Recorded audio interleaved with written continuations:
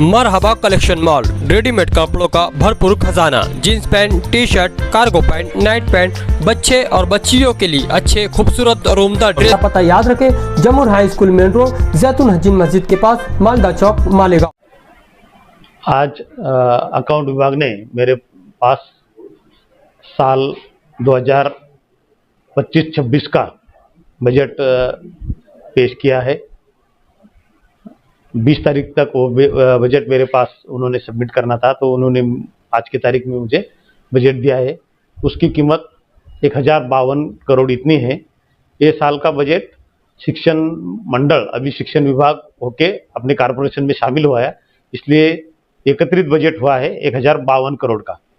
अभी मैं उसके ऊपर सभी एचओडीज की और एक बार मीटिंग लेके जो भी सुधारना करनी हो वो करके 31 मार्च के पहले महासभा की उसको मंजूरी लगेगी।